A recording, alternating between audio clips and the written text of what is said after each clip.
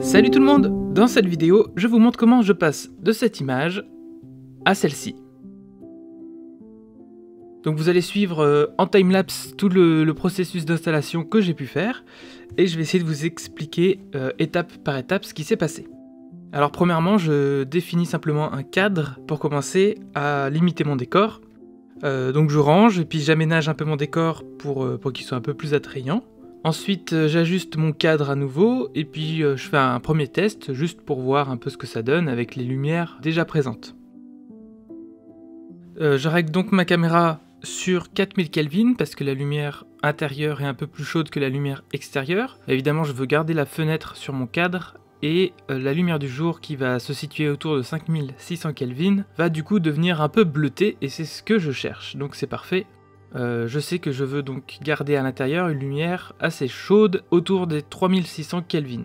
Alors déjà je tourne en RAW, ce qui va me permettre de régler ma balance des blancs, de l'ajuster un peu en post-prod pour voir vraiment le rendu final. Je décide de mettre une nappe sur la table, car le rouge de la table en fait reflète énormément sur la peau notamment, donc on évite des peaux trop rouges, et donc mettre la nappe en plus ça correspond assez bien à la déco et à l'esprit et à l'ambiance de la scène.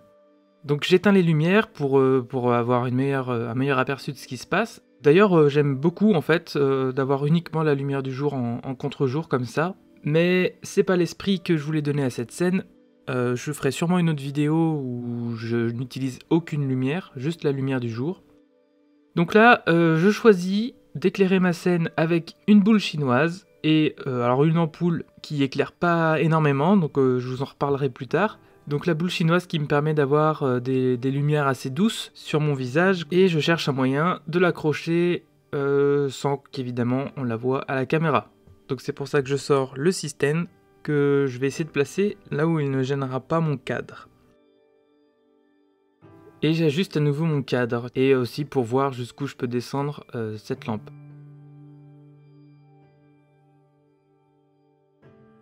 Alors ensuite, je mets du cinéfoil autour de ma lumière. Ça permet d'éviter d'éclairer toute la pièce, parce que je veux éclairer uniquement le centre de la scène, donc la table avec mon visage. Et ça permet aussi de limiter les reflets, notamment sur le cadre derrière.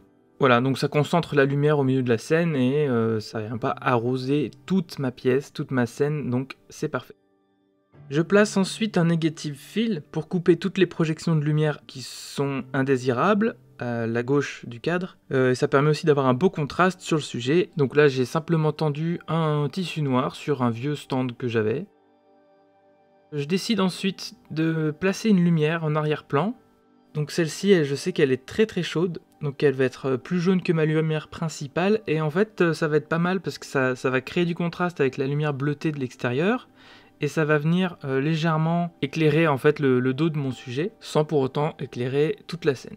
Par contre, elle est trop forte, et du coup, avec du papier cuisson, je vais aller atténuer un petit peu sa puissance. Donc j'ai simplement enroulé de papier cuisson l'ampoule à l'intérieur de cette lampe.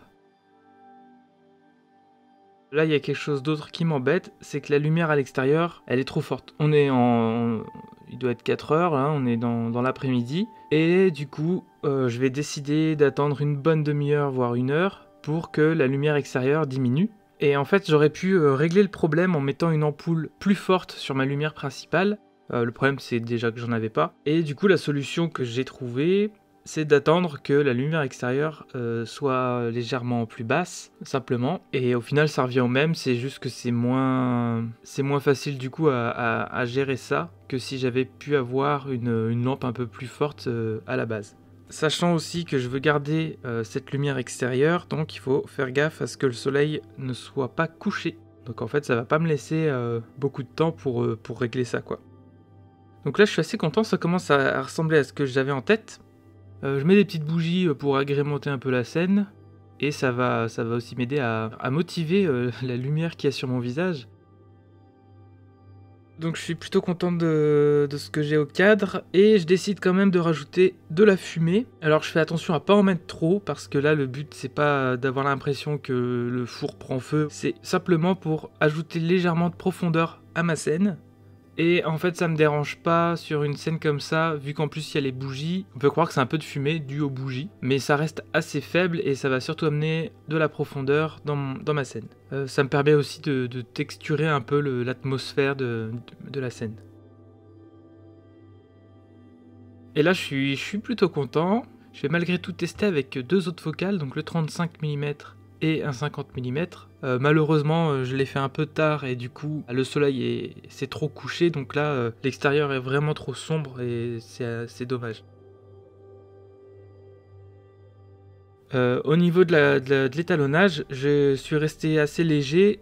J'ai pas fait énormément de modifications. J'ai fait à peu près le même processus que sur ma vidéo précédente. Donc très peu d'ajustements, plus les petits ajustements habituels. Alors j'ai fait une réduction de bruit, puis j'ai remis du grain à la fin. J'ai désaturé mes zones sombres. Donc je vous remets un petit avant-après. Je vous remercie d'avoir regardé, n'hésitez pas à me dire ce que vous en pensez en commentaire, et puis je vous dis à la prochaine pour d'autres vidéos. Ciao!